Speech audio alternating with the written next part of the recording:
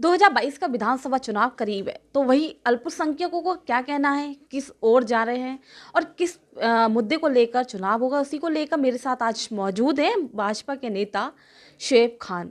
इनसे बातचीत करूंगी, जानूंगी कि भाई 2022 का चुनाव करीब है, अल्पसंख्यकों का क्या मूड है। जी बहुत बहुत स्वागत है आपका हमारे चैनल में सर। 2022 का चुनाव करीब है, क्या मूड है अल्पसंख्यकों का इस बार? देखिए, भारतीय जनता पार्टी ने, यूपी सरकार ने, सेंट्रल गवर्नमेंट ने और जो भी स्कीम्स मोदी जी की, प्रधानमंत्री जन कल्याणकारी प्रचार प्रसार अभियान के तहत भी मैं जुड़ा हूँ, जो भी मोदी जी की स्कीम्स हैं, योगी जी की स्कीम्स हैं, ये सबके लिए कॉमन है। और सबके लिए मोदी जी ने, योगी जी ने काम किया है, अल्पसंख्यकों ने भी काम किया है। तो हर बार, हर साल, हर चुनाव में मुस्लिम्स का रेशो बढ़ता है और इस बार मैं समझता हूँ कि ज़्यादा तादाद में मुस्लिम भारतीय जनता पार्टी के साथ हैं। और उत्तर प्रदेश में और सेंटर में दोनों बार 2022 और 2024 दोनों बार सरकार निश्चित तौर पर भारतीय जनता पार्टी की ही बनेगी। लेकिन सर जनता कह रही है कि भारतीय जनता पार्टी ने कोई काम नहीं किया है।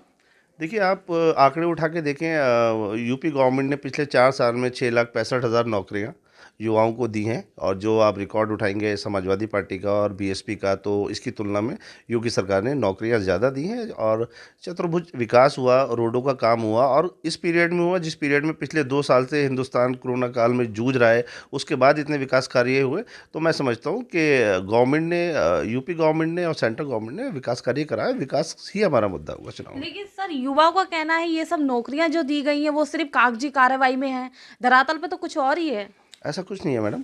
सारी चीज़ें सिस्टम के अकॉर्डिंग चलती हैं, सिस्टम के अकॉर्डिंग हुई हैं और नौकरियां निश्चित तौर पे दी हैं। आप रिकॉर्ड्स में जाइए, कहने से नहीं, करने पे जाइए। रोजगार नहीं है, सड़कों पर डिग्रियां लेके घूम रहे हैं युवा। ऐसा नहीं है मैम।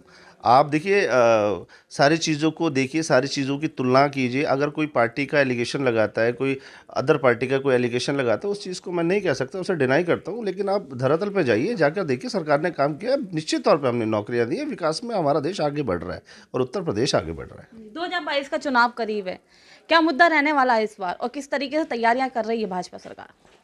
देखिए, 2022 के चुनाव में निश्चित तौर पे हमारा विकास ही मुद्दा रहेगा। इस स्तर पे हम लोग चल रहे हैं, जिस स्तर पे हम लोगों ने काम किया है, विकास हमारा मुद्दा रहेगा। और आगे भी विकास की लहर योगी जी के नेतृत्व में और प्रधानमंत्री नरेंद्र मोदी जी के नेतृत्व में जारी रहेगी। और विकास के नाम पे हम चुनाव लड़ेंगे निश्चित तौर पर। 2022 और 2024 निश्चित तौर पर दोनों ही सरकारें हम बना लेंगे। और कोई हमारे अपोजिशन में इस तरीके की कोई स्ट्रॉन्ग पार्टी या समाजवादी पार्टी या बीएसपी, सब निठल्ले हैं। और हमने सबको, देश की जनता ने सबको देखा है। किसी ने कोई विकास कार्य या किसी ने किस स्तर पर काम नहीं किया जो भारतीय जनता पार्टी ने जिस स्तर पर काम किया। अच्छा सर, मैं रामपुर में हूँ और रामपुर कहा जाता है कि आजम खान का गढ़ है और आजम खान सत्ता में है, लेकिन वो अभी जेल की सलाखों के पीछे है। क्या लगता है भारतीय जनता पार्टी हाथ मार जाएगी या खाली हाथ नजर आएगी रामपुर में?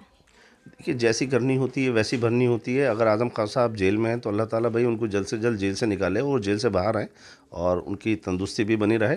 लेकिन समाजवादी पार्टी का डंका बिल्कुल एकदम बज चुका है और समाजवादी पार्टी अब धरातल पे जा चुकी है। अब कोई स्टेचर पे खड़ी है तो मुझे लगता नहीं समाजवादी पार्टी उभर के आ सके किसी भी स्थिति में, किसी भी परिस्थिति में। अच्छा, सपाइयों का कहना है कि भाजपा ने जबरदस्ती आजम खान साहब को जेल के पीछे डाला है। देखिए, भाजपा कौन होती है, ये सब कोर्ट के मैटर हैं और कोर्ट में केसेस चल रहे हैं।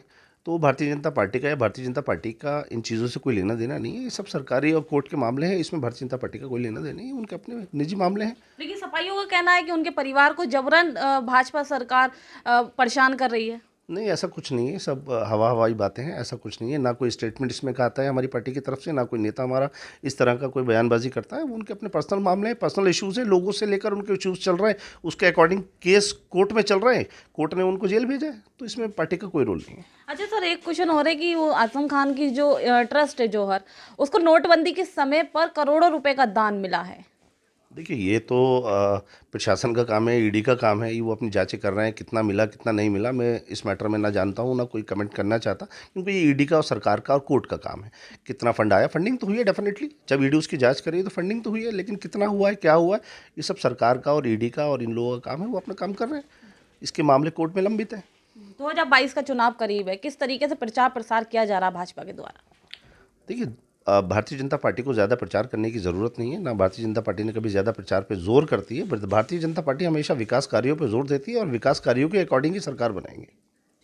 बहुत बहुत धन्यवाद तमाम जानकारी देने के लिए। ये थे मेरे साथ शुएब खान, जिन्होंने बताया है कि भारतीय जनता पार्टी को प्रचार प्रसार करने की आवश्यकता नहीं है, वो सिर्फ कार्य करती है और कार्य के अकॉर्डिंग ही उसकी सरकार बनेगी। और ये तो वक्त ही बताएगा कि 2022 के चुनाव में, जो कि आजम का गढ़ है रामपुर, क्या भाजपा के पाले में जाता है या नहीं। मेरे सहयोगी के साथ मैं शीतल ठाकुर, जनता सत्ता, रामपुर।